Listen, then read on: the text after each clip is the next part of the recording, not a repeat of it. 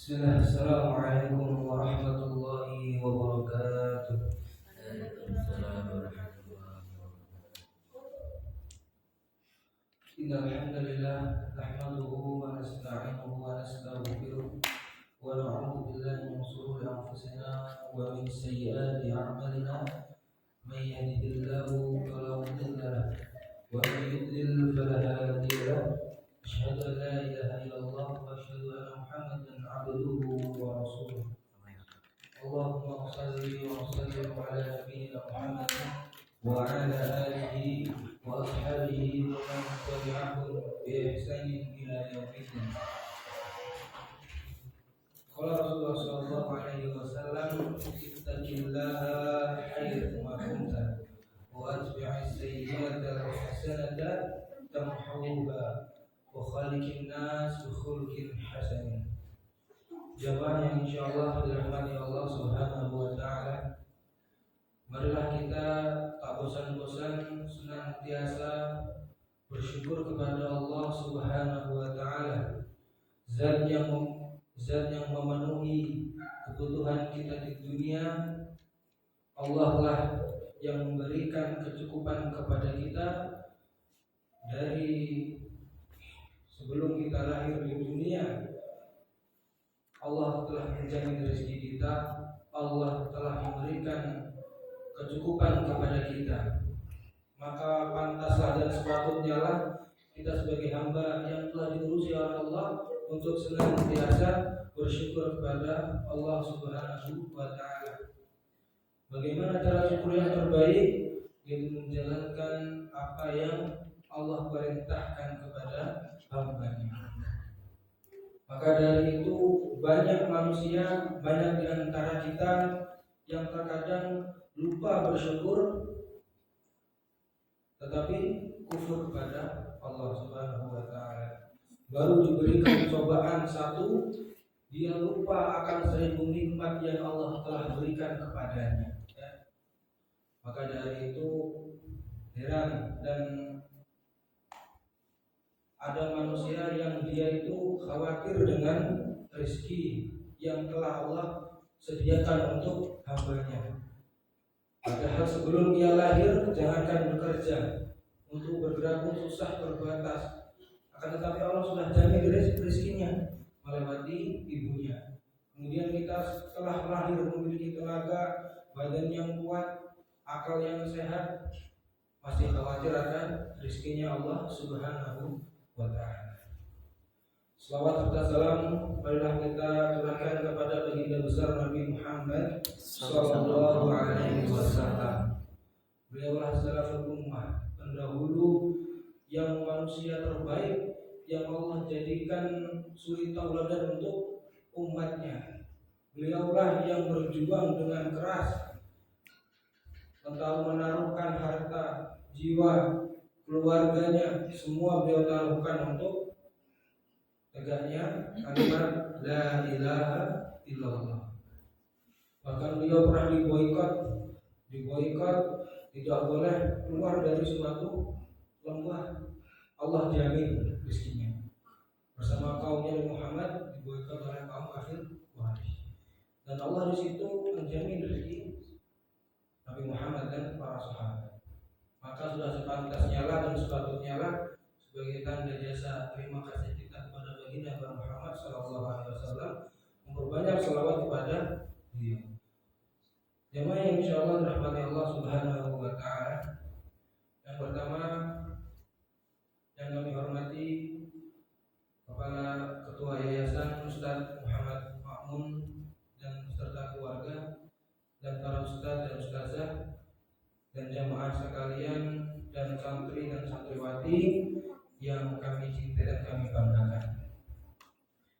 Mohon izin menyampaikan sesuatu yang sebenarnya belum pantas untuk yang namanya saya, karena apalagi duduk di ketinggian.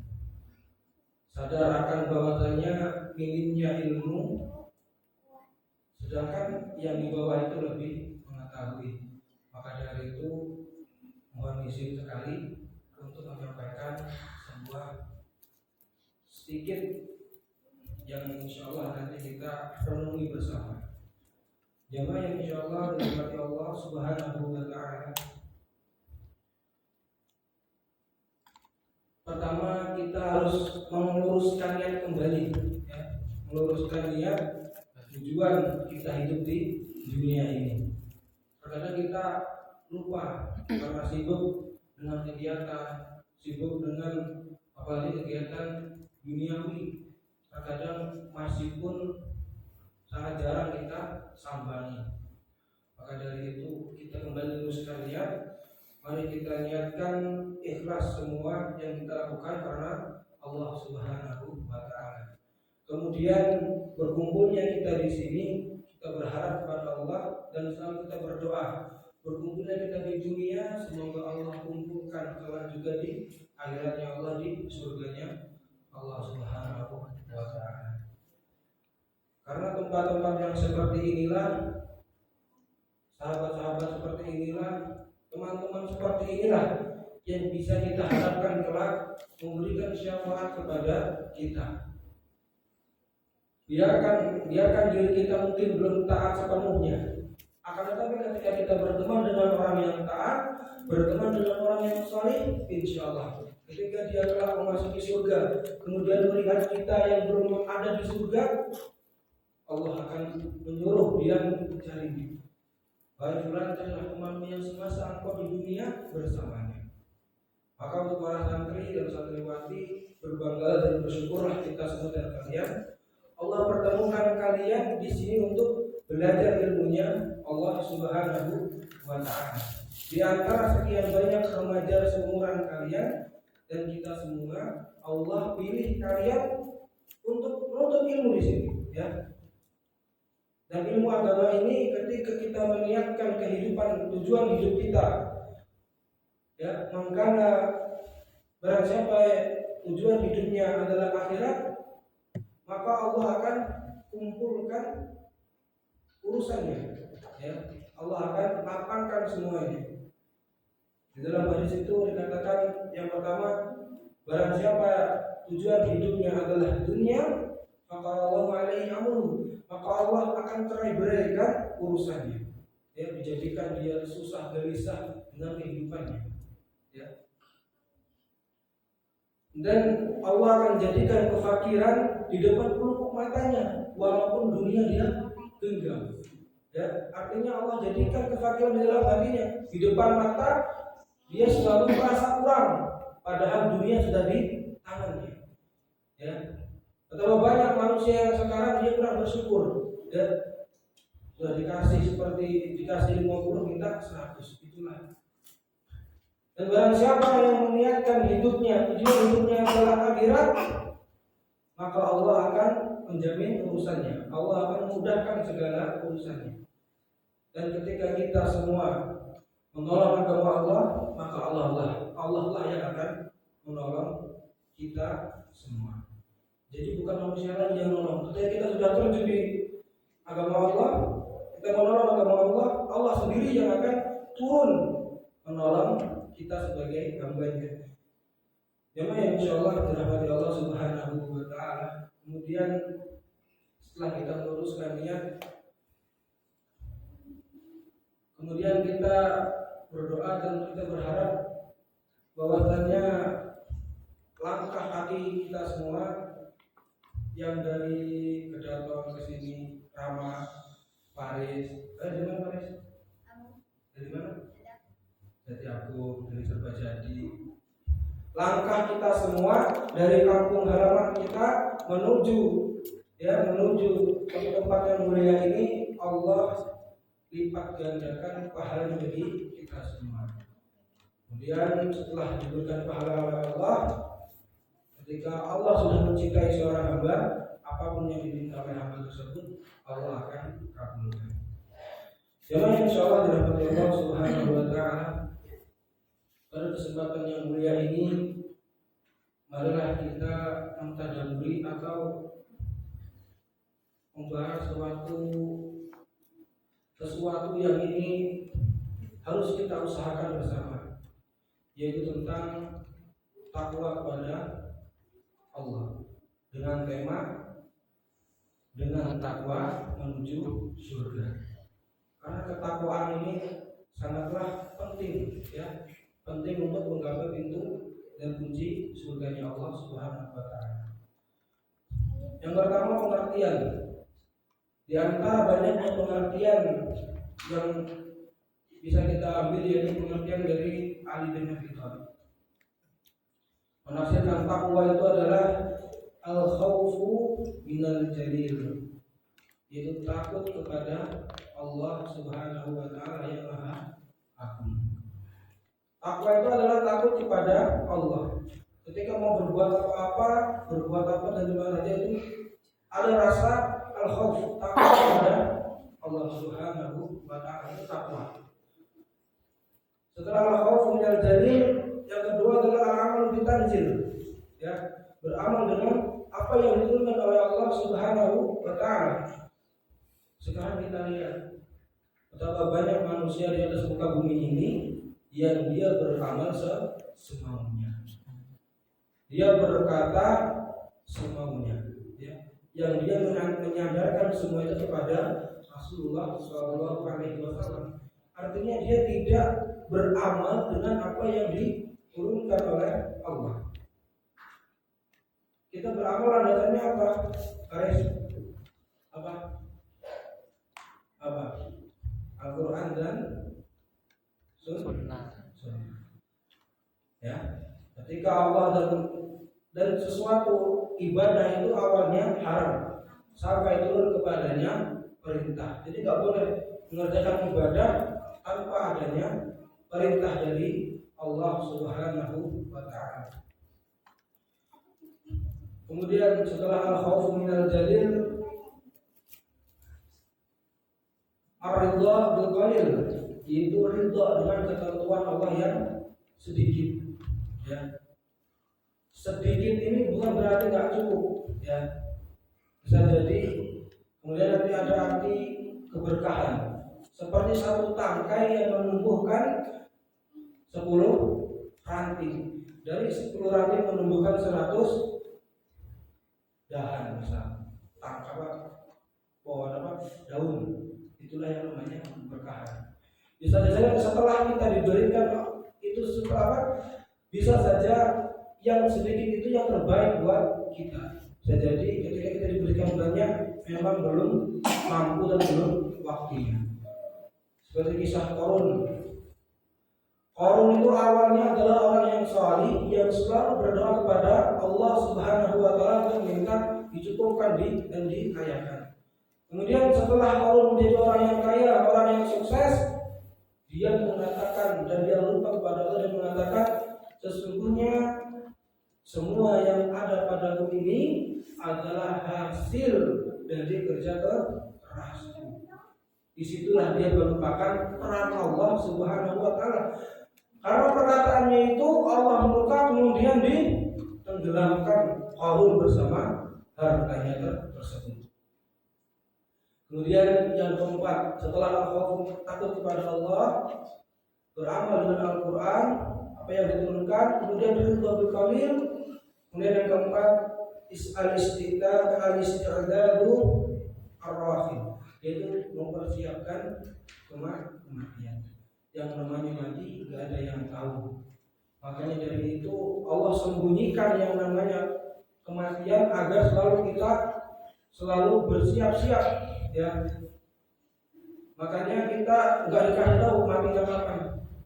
Maka kita Ibrahim nggak ngoyak dulu, ya, nggak minta sewa dulu untuk mencabut sebuah nyawa manusia. Maka Allah rahasiakan kematian itu untuk hambanya ini bersiap-siap dengan amal saleh. Dan kemudian takdir, kita nggak tahu tuh kita akan di surga atau di neraka. Kalau dikasih tahu dari sekarang mungkin kita bisa berleha-leha. Ya kalau takdirnya ke neraka, adalah maksiat aja toh juga nanti masuk neraka. Kemudian kalau takdirnya ke surga, sama aja dia berleha-leha karena dia tahu dia endingnya ke surganya Allah Subhanahu wa taala. Lima yang insyaallah rahmati Allah Subhanahu wa taala. Kemudian ada pengertian permisalan takwa juga ini adalah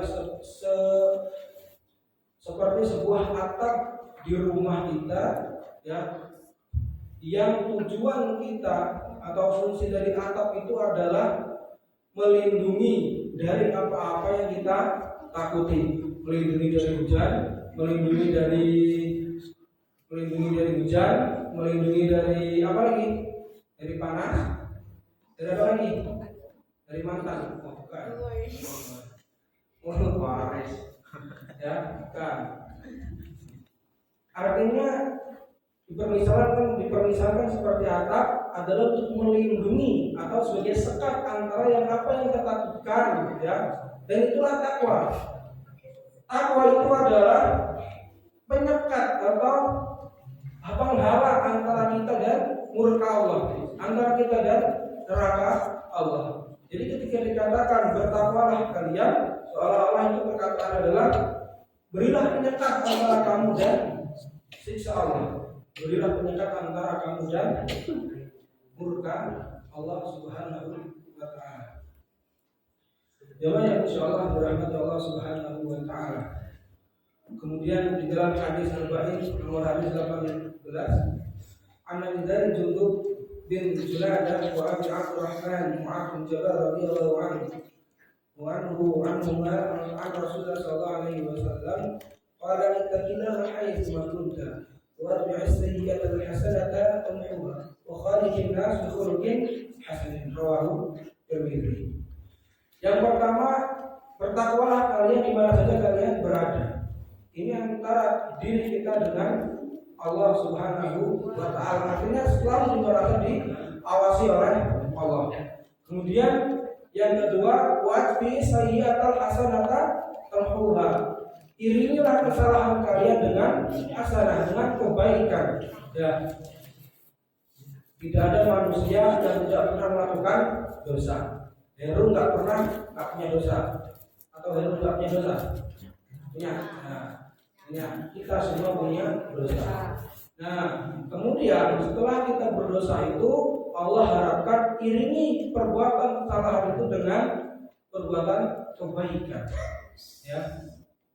Misal habis gosok, tahu gosok? Tahu. Apa? Pakai sendal dan minjem. Haris, gosok apa Haris? Gosok apa gosok? Gosok. Itu kan perbuatan jelek ya? Jelek apa bagus? Jelek. Rama mau pergi, mau ke kamar mandi, sebenarnya nggak ada. Ngeker, zalim nggak? Nah, siapa yang sering nyembunyi sendal? Siapa? Nggak boleh, zalim. Zalim, nggak boleh. Ya.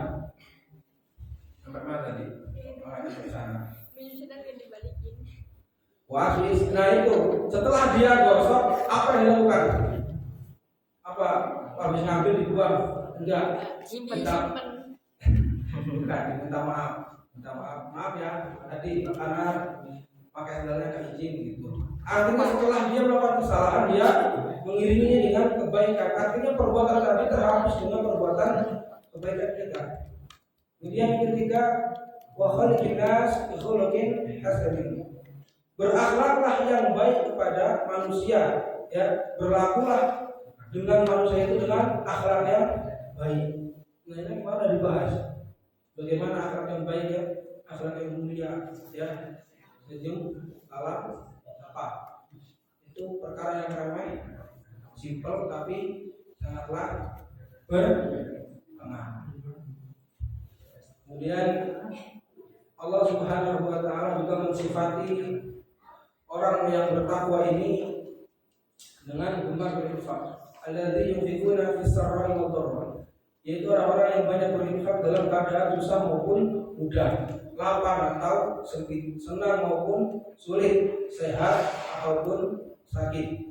Jika dalam keadaan mudah dan kelebihan mereka berinfak, begitu juga dalam keadaan sempit susah mereka tetap berinfak. Nah ini kita bisa nggak? Ketika kita lapang, misal sabar, Aris misal, duitnya banyak nih, infak sehari 1.000 atau 500. Waktu uangnya tinggal 1.000, bisa nggak infak 500 juga? Gitu. Itu bertakwa itu. Hah? Bisa nggak infak juga? Apa malah beli torpedo. Beli kopi sama torpedo.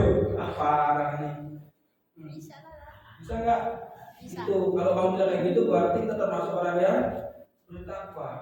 Dan kedua, Allah bersifat juga dengan walladzina untuk menahan amarah. Orang yang bertakwa ini adalah orang yang menahan amarah. Apabila ada yang menyakitinya, maka selayaknya manusia lainnya harusnya dia dalam hatinya double jengkel, ya jengkel. Misal si siapa kalian mau paten, ramanya nggak terima, jangan mau paten terus, double. Tapi kalau orang yang bertakwa, dia nggak double, ya menahan amarah. Nabi juga mengatakan ketika ada salah satu sahabat yang bertanya kepada meminta nasihat dari Nabi, nasihatilah aku yang aku tidak akan meminta nasihat dari orang lain. Ya. Kemudian Rasulullah jawab, apa kata? Saya lagi datang, sama dia kali langsung mengulang itu. Karena marah ini ketika ada seorang marah, disitulah keburukan dalam dirinya itu kelihatan semua. Jadi sebisa mungkin, dan ini kita semua ya, Ustaz, ya semua ini kita latihan. Dimana ketika kita marah tidak lepas kendali, artinya masih bisa dikontrol. Ya, misal, nah kalau marah mending diem. Nah, bukan nih, Rasulullah SAW bersabda, "Laisa syadidu bisur'ah, walakinna syadida alladhi yamliku nafsahu 'inda al-ghadab." Wa qad rawahu Syaikhuna min hadits Ali. Orang yang kuat bukanlah orang yang pandai berantem, ya, bergelut. Namun orang yang kuat adalah orang yang pandai menahan dirinya ketika marah. Hadis riwayat Bukhari dan Muslim. Nih, lihat kita kan orang-orang yang beriman ya, insya Allah ya. Bismillah ya, beriman ya. Nah, menjadi orang yang beriman itu salah satunya bukan orang yang dia orang yang hebat itu, ya sekarang menurut kalian orang yang hebat itu orang apa? Orang yang bisa apa? Menang MMA apa? Bukan yang apa silat segala macam, bukan. Karena Nabi SAW orang yang kuat itu adalah orang yang bisa menahan apa? Amarah. Jika dia marah, dia bisa menahan. Itulah yang orang-orang yang dikatakan orang yang kuat. Nih, al-ghadabu yajma'u asyara kullahu. Kemarahan itu akan menimbulkan seluruh kejelekan. Akan terlihat semua kejelekan. Kemudian yang ketiga, Allah mensifati juga dengan wal-'afina 'anil nas, memaafkan orang lain. Termasuk dalam memaafkan orang lain adalah memberi maaf kepada semua orang yang telah menyakiti dengan perkataan dan perbuatan. Nih, memaafkan orang lain ini juga lebih utama daripada menahan amarah. Karena kenapa? Kalau menahan amarah kita tahan. Tetapi kalau ketika kita memaafkan orang lain, berarti kita sudah terzalimi. Misal kita sudah ditonjok, misal ditinju, ya, sudah sendalnya dicuri, misal dilempar sana lempar sini. Tetapi kalau kita bisa memaafkan si Heru, temannya Heru, ya itu yang dimaksudkan orang-orang yang bertakwa. Ya, ada kisah, tapi ingat ada kisah itu ada seorang bapak, dia itu punya anaknya ini sangat pemarah, ya, sangat pemarah. Kemudian bapak ini punya cara, anakku, coba kamu setiap kali kamu marah, kamu ambil paku dan palu, ya, kamu paku itu pohon, ya, kamu paku itu pohon atau tembok misal. Nah, dilakukan anaknya. Ketika anaknya marah, ambil paku, ambil palu, jadi paku itu tembok itu, ya. Nanti katanya, kalau kamu udah reda, kamu udah gak marah lagi, coba cabut. Itu banyak tuh, dia marah paku. Setelah itu ayahnya memerintahkan dia, anakku, coba kamu sekarang cabut paku itu, ya. Waktu dicabut apa jadi? Bekasnya masih ada. Ketika kita menyakiti orang lain, kita perbuatan entah perkataan, itu bekasnya pasti masih minimal apa diincer beres ya, diincer. Jadi insyaallah dirahmati Allah Subhanahu wa taala. Kemudian ada 3 hal yang Allah bersumpah dengannya. Yang pertama, ma naqasa ma lilun lan. Sedikit apa ya? Ma naqasa malun. Ma naqasa malun min shadaqah ya. Wa ma zadallahu 'in 'abd. Wah, aku yang kurang itu enggak bisa baca ya teman-teman. Bi 'afwillah aizzah. Ada 3 hal yang Allah bersumpah dengannya. Yang pertama, harta tidaklah berkurang dengan sedekah. Yang kedua, tidaklah Allah menambahkan kepada orang yang memberi maaf kecuali kemuliaan. Kemudian yang ketiga, barang siapa yang awal rendah diri karena Allah, maka Allah sendiri yang akan meninggikan derajatnya. Hadis riwayat Tirmidzi. Yang pertama, ketika kita bersedekah, kalau matematikanya SD, ya matematikanya manusia, 2 dikurang 1 itu sisanya 1. Ada nggak di sekolah diajarin 2 dikurang 1 hasilnya 4? Ada nggak? Misal 1 tambah 1 hasilnya 11? Nggak ada. Aku matematika Allah main, ya. Matematika Allah. Nah, kita memberikan sesuatu, Allah memberikan balasan berlipat ganda. Kemudian yang kedua, tidaklah Allah menambahkan kepada orang yang beriman kecuali kemuliaan. Jangan dibilang orang yang dia memaafkan itu orang yang takut misal, ya. Jadi orang yang memaafkan itu bukan takut. Justru malah itu memberikan kemuliaan.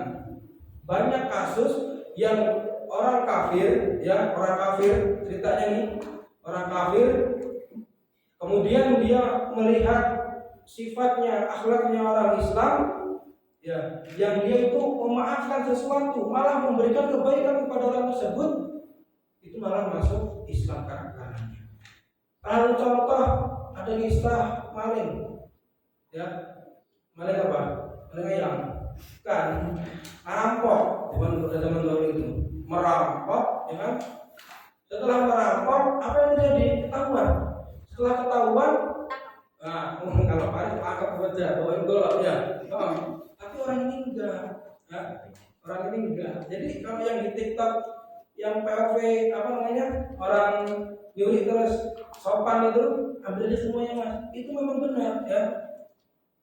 Jadi ketika ada pencuri masuk ke rumah, bilangnya kamu kenapa mencuri? Ya, seperti ini, seperti itu, seperti itu. Kemudian malah disuruh tinggal di rumah orang ini, ya, dikasih makan. Nah, jadi selama dia tinggal beberapa hari di rumah yang dia curi ini, dia melihat dia itu diperlakukan dengan baik, ya, diperlakukan dengan baik. Kemudian dikasih makan, malah disangoni pulang. Disitulah dia tertarik dengan Islam, ya. Orang kafir nggak akan masuk, orang kafir itu nggak akan mendengarkan, bukan nggak akan, cuma minim mendengarkan kajian. Mereka itu melihat akhlak orang Islam, ya. Jadi salah satu faktor tertariknya orang di luar Islam kepada Islam adalah melihat karakter orang Islam. Jadi insyaallah Allah Subhanahu wa taala. Kemudian kita baca Al-Qur'an surah Al-Baqarah ayat 25. A'udzu billahi minasyaitonir rajim. Wa basyiril ladzina amanu wa 'amilus solihati anna lahum jannatin tajri min tahtiha al-anhar kullama ruziqu minha min thamaratin rizqan qalu hadha alladhi ruziqna min qabl wa hum bihi mutashabihan wa lahum fiha azwajun mutahharatun wa hum fiha khalidun. Yang artinya dan sampaikan kabar gembira kepada orang-orang yang beriman dan berbuat kebaikan, bahwa untuk mereka disediakan surga-surga yang mengalir di bawahnya sungai-sungai. Setiap kali mereka diberi rezeki buah-buahan dari surga, mereka berkata, inilah rezeki yang diberikan kami kepada kami dahulu. mereka telah diberi buah-buahan yang serupa, dan di sana mereka memperoleh pasangan-pasangan yang suci. Mereka kekal di dalamnya. Nah, ini insya Allah rahmat Allah Subhanahu Wa Taala. Ini anak-anak kalau sering dengar dari imam, kita sering baca ayat ini, ya. Itu ayat yang membuat Ustaz itu tertampar di sini. Ya, tertampar. Sebenarnya tertampar ya. Ini loh, seolah Allah itu sudah bilang ini. Ini loh, aku sudah persiapkan kamu ini semuanya, ya. Apa yang belum kamu dapat, apa yang belum kamu capai di dunia ini, aku sudah persiapkan di surga nanti. Kamu minta apa belum tentu di dunia, punya supra, ya nanti Allah kasih gitu. Ya, mintanya apa belum dikasih, nanti di surga Allah kasih. Cuman namanya manusia, terkadang kita lalai nih. Dan sampaikanlah kabar gembira kepada orang-orang yang beriman dan berbuat baik, beramal salih, bahwa untuk mereka disediakan surga-surga yang mengalir di bawahnya sungai-sungai. Loh, jangan salah. Kalau kita membayangkan, dengan sering nih di sini, di Quran dikatakan ada rumah tempat yang di bawahnya itu mengalir sebuah sungai. Ya, kenapa gitu? Jadi gini, saking indahnya tempat itu sampai-sampai siapa? Raja Sulaiman yang membuat di bawahnya itu apa? Apa? Kolam? Kenapa lele? Bukan, iya, kolam bukan tempat. Nah, itu untuk salah satu untuk menunjukkan kekayaan dan keagungan kerajaan Nabi Sulaiman alaihissalam kepada siapa? Ratu Bilqis. Ratu Bilqis. Karena terkenalnya Ratu Bilqis ini adalah orang yang kaya, yang terhormat. Kemudian dilawan oleh Nabi Sulaiman dengan itu. Sampai-sampai apa yang terjadi?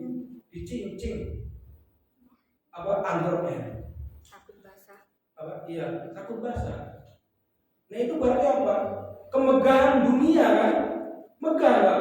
Banyak orang-orang kaya, crazy rich ya. Orang-orang sultan itu di rumahnya itu membuat taman imitasi yang ada di sekelilingnya itu sungai, taman sungai. Artinya memang yang dijanjikan Allah ini adalah suatu kenikmatan yang didambakan oleh makhluk bumi. Gitu loh. Nah itu. Cuman terkadang kita sebagai manusia enggak sabar. Nah itu yang menampar kita juga, kita semua seharusnya. Gitu loh. Ini loh sebenarnya Allah sudah menyiapkan. Kamu kenapa enggak nurut aja gitu kan sama aturan-aturan Allah? Padahal aturan Allah dibuat untuk apa? Mensejahterakan atau melaratkan atau menyiksa umatnya. Ya, aturan Allah dibuat untuk apa? Buat apa? Mensejahterakan atau menyiksa? Mensejahterakan. Seperti ayahnya, misalnya gini, ada seorang presiden, dia nggak ingin, beda kasusnya. Dia nggak ingin rakyatnya itu sengsara sebenarnya, gitu loh. Itu tujuannya dan fungsinya, ya. Cuma nanti beda di bawahnya. Tapi beda sama Allah. Allah membuat aturan, ya kan? Allah buat Al-Quran buat aturan, Al-Quran misal. Kemudian Allah buat para menteri misal, pegawai-pegawainya nih, yang untuk menurunkan, menyampaikan. Ini terjamin beda sama yang di atas, pemerintahan kita. Ya, beda. Yang di bawah kayak gini, yang di atas seperti ini, yang di bawah beda. Tapi Allah enggak, ya kan? Allah turunkan aturan untuk apa? Petunjuk hidup di dunia. Karena Allah yang menurunkan kita. Allah yang menurunkan kita di bumi. Kakek kita Nabi Adam alaihissalam Allah turun ke bumi dengan petunjuknya, ya kan? Setelah Allah turunkan aturan, padahal ketika kita melanggar aturan Allah itu akan banyak terjadi dampak yang amat besar. Kemarin disampaikan, ya, ketika kita taat dengan aturan Allah maka damai. Damai kan? damai. Jadi kita melanggar aturan Allah maka akan siksa. Contoh satu, aturan Allah itu nggak boleh zina. Lawannya zina itu adalah nikah, ya, nikah. Allah perintahkan untuk menikah, nggak boleh zina. Dilanggar oleh manusia, apa efeknya? Ya banyak. Sampai ada satu penyakit yang itu belum ditemukan obatnya. Itu bahaya nggak? Bahaya. Kemudian aturan Allah dibuat untuk mensejahterakan umatnya. Yang insya Allah dirahmati Allah Subhanahu wa Ta'ala. Mungkin itulah beberapa hal yang perlu kita muhasabah dengannya. Perlulah kita berusaha untuk bersama-sama untuk berusaha bersama-sama untuk menggapai tingkat takwa. Karena gini, dalam Islam itu ada tingkatan Islam. Siapa orang Islam itu? Orang-orang yang sudah lock in, ya, asyhadu alla ilaha illallah, ya. Orang sudah syahadat, sudah sholat, sudah puasa, itu baru Islam. Naik ke tingkat kedua, beriman. Ketika dia sudah menjadi orang yang beriman. Yang ketiga apa? Ihsan. Dan takwa ini tingkatnya sama dengan ihsan. Apa itu ihsan? Muhammad SAW pernah ditanya ketika dengan malaikat Jibril, akhirnya yanil ihsan. Qala Rasulullah jawab, al-ihsan an ta'budallaha ka'annaka tarahu fa in lam takun tarahu fa innahu yaraka. Takwa itu adalah ihsan, itu seolah-olah engkau beribadah kepada Allah seolah-olah Allah engkau melihat Allah. Fa in lam takun tarahu fa innahu yaraka. Maka ketika engkau tidak mampu seperti itu, maka yakinlah bahwasanya Allah melihatmu. Ya. Oke? Itu yang namanya ihsan. Yang terakhir, ada sebuah syair, ya, yang itu diciptakan Sunan apa? Sunan Kalijogo. Bukan, Sunan yang gini. Tombo ati kurimu berkali siapa? Opi. Wah. Enggak tahu ya. Pak Endra tahu ya ini. Masuk. Aduh gelap Pak, masuk malah masuk tes. Ya, coba. Itu dinyanyikan oleh Opi. Ini sebuah syair. Ini yang disuat buat oleh Sunan Bonang. Ini kalau orang zaman-zaman dulu itu, tanya Pak Endra, tanya Ustaz juga. Orang-orang yang sudah sepuh katanya, Pak, Ustaz, emang iya lagu-lagu zaman dulu itu sebenarnya adalah sebuah nasihat tentang kita kehidupan, sebuah kali itu kehidupan, ya kan? Ya kan? Beda dengan zaman sekarang. Kalau sekarang beda. Apa-apa aja udah jadi lagu. Nah, ini Sunan Bonang ini membuat sebuah syair yang indah. Yang ini menjadikan harapannya itu untuk menjadikan pengingat bagi umatnya, umat Sunan Bonang. Apa? Sampai kapal. Arif, Rama. Coba. Tombo hati ikurimu perkara ini. Ya.